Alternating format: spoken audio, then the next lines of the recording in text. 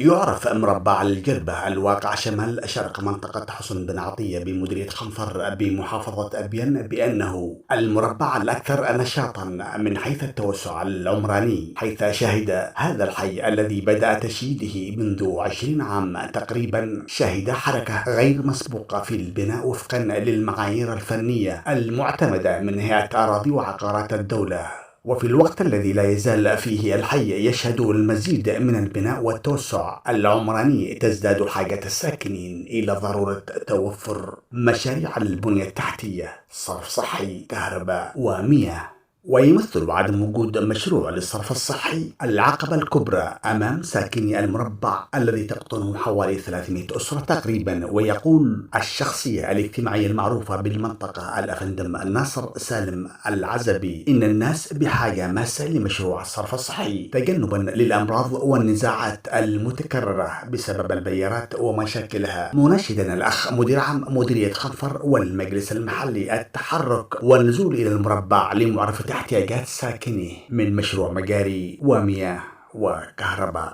زي ما تشاهدوا أهالي هذا المربع يعني يعانوا كثير من عدم المجاري، ولذا نحن نناشد المجلس المحلي بما فيه محافظ المحافظة ومدير المديرية بالنزول يعني والنظر إلى المعاناة التي يعانوها هذا المربع، كونه لا يوجد فيه ماء، لا يوجد فيه كهرباء، والشيء الأساسي هي المجاري. شبكة المجاري هي الرئيسية لأن البيوت مكلفة والمواطنين الله يعلم ايش احوالهم، ولذا نرجو المساهمه والنظر واللفت الى هذه المعاناه وشكرا.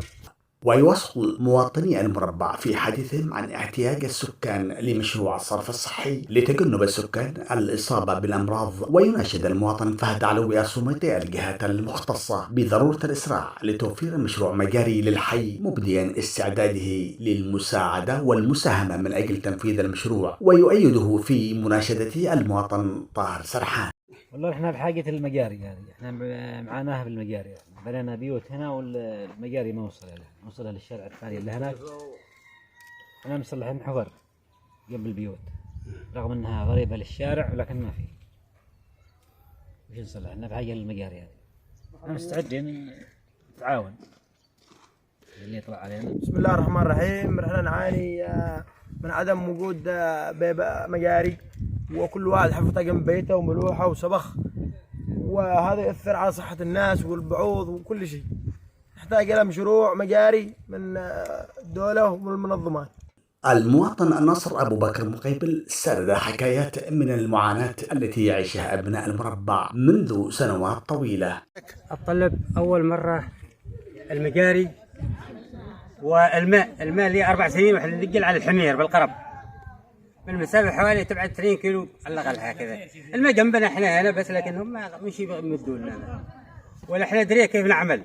كل ما جاءت منظمة ولا شيء عبروا لهم جنبنا ما يحاولوا يساعدونا، واحنا نعاني منك يا ماء، منك يا كهرباء، ولا احنا ندري لو رواتبنا محدودة، الواحد راتبه محدود، هذا راتب محدود، ويلا يعارك الواحد على لقمة عيشه، وما احنا ندري كيف نصلح.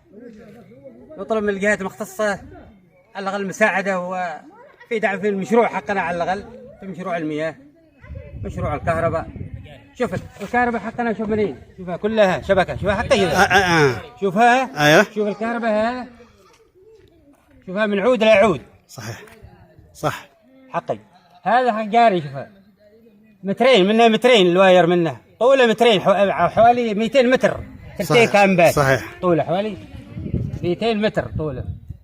طيب احنا كيف نصلح الآن؟ ما نقدر فيه. رئيس جمعية الحصن الاجتماعية التنموية الخيرية كمال الأحمدي ناشد وباسم أبناء المربع قيادة المحافظة ممثلة بمحافظة المحافظة اللواء الركن أبو بكر حسين سالم، وقيادة السلطة المحلية بمديرية خنفر ممثلة بالمدير العام المحامي مازن بالليل اليوسفي، ومدراء عموم المياه والصرف الصحي والكهرباء والمنظمات العاملة في هذه الخدمات الأساسية، ورجال الخير بالتفاعل العاجل العمل بالمساعدة والمساندة والدعم وتوفير احتياجات المربع، وعلى وجه الخصوص مشاريع البنى التحتية. بدورهم سكان المربع المحروم من الخدمات عبروا عن شكرهم وتقديرهم لجمعية الحصن الاجتماعية التنموية الخيرية لتسليط الضوء عن احتياجات المربع الحيوي، وتبنت المتابعة مع الجهات المختصة والمنظمات الداعمة ورجال الخير لتلبية احتياجات السكان.